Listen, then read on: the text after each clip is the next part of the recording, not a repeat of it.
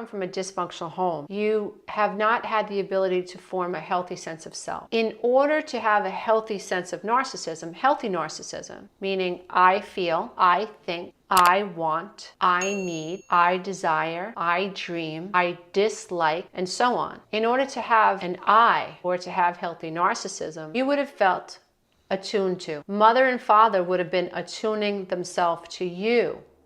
But when you come from a dysfunctional home, it's not enough to even have one parent attune themselves to you. If you have another parent that is completely discarding you and treating you with indifference, you will feel that parent's rejection, and that will have a consequence. When you come from a home like that, you're attuning yourself to how they feel.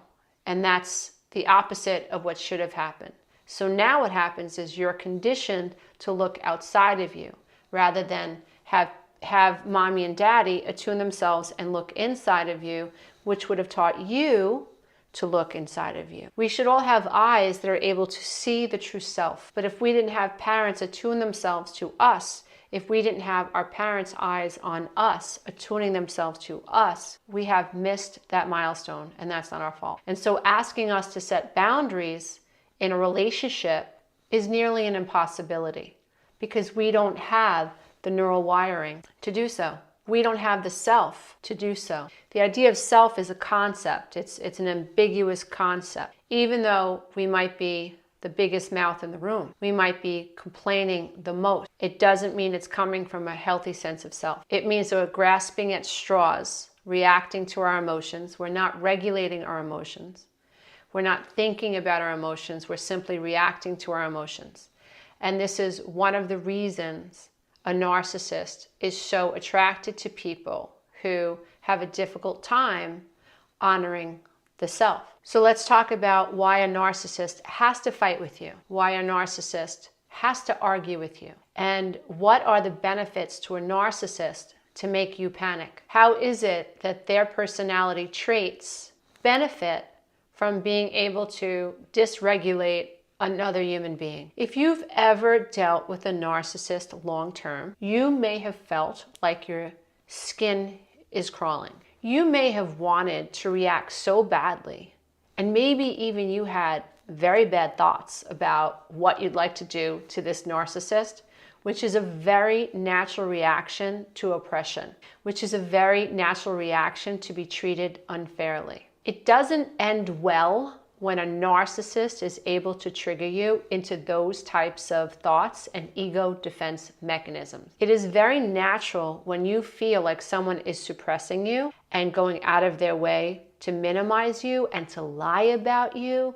and to create stories about you, to try to bait you into conversations, to blackmail you, to talk about you on Facebook, to brag about their latest relationship. It's very difficult when you are being targeted by a narcissist to keep your cool. But a narcissist enjoys aggravating you, baiting you, and getting you to lose your cool. So let's talk about why. Narcissists are incapable, absolutely incapable, of looking within and taking accountability and meaning it earnestly. A narcissist will argue with you. A narcissist will fight with you because they want you to assume the blame for whatever the conflict is in the relationship, because they don't play by rules. And in order for them to win, they have to overwhelm you and keep you off balance. They need you to be a source of narcissistic supply. They have to wrangle you in somehow. One of the ways that a narcissist wrangles people in and keeps them there is by confusing them, is by getting you to doubt your reality. Classic narcissistic behavior is gaslighting. Imagine you think you're being gaslighted by a narcissistic friend who says, I told you to pick me up at 7, you get there at 7, and she's not ready. And she insists that she told you 9 o'clock. So now you're angry at your friend, rightfully so, and what does she do? She starts talking about something that happened 2 weeks ago. She starts talking about the time that she picked you up from the gas station when you got a flat tire from 6 years ago. Has nothing to do with now. Has nothing to do with knowing you're lying to me. Knowing that you're deliberately gaslighting me. You're trying to get me to doubt my reality. I know you said 7, Felicia, and now you're telling me we're not going to be able to go out till 9. and I'm sitting here waiting for you, and I have a conference call that I have to have at like 7 a.m. and my whole schedule's getting pushed back because of you, and you're telling me that I'm crazy, that I'm supposed to be here at 9 o'clock. So they argue with you, right? She stomps her feet, she bangs her feet, she throws her shoes across the room. So now she's arguing with you because she wants to keep you off balance. What happens in a narcissist's life if you say, bye, Felicia? They lose a source of narcissistic supply. What happens if these people that have been tolerating this narcissism say, no more. I'm not going to allow you to make me feel less than so you can feel better than. A narcissist needs to argue and fight with other people because they can't live in a world without other people. There has to be a competitor. There has to be someone that they're comparing themselves to. They need somebody who is going to play this game. They need someone who is going to let them abuse them, essentially. Let them push their boundaries. Let them talk down to them. Let them be passive aggressive. A narcissist needs to fight with you in order for themselves to feel real. What does a narcissist seek? A narcissist is going to seek power, dominance, and control. And they will do that through intimidation.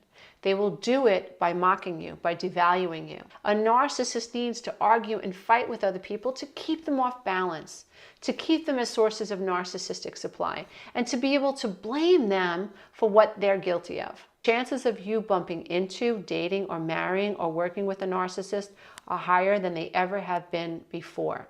Does this mean that you get caught up or having arguments with these people or fighting with these people? No. What it means is you educate yourself so you can take control over what you can control and you don't get caught up. You shutty. You go gray rock. You discern. You don't use judgment. You discern. You don't get in the habit of arguing with a narcissist or fighting with a narcissist or calling a narcissist out. It's not going to end well. You have to remember that a narcissist goes over the line.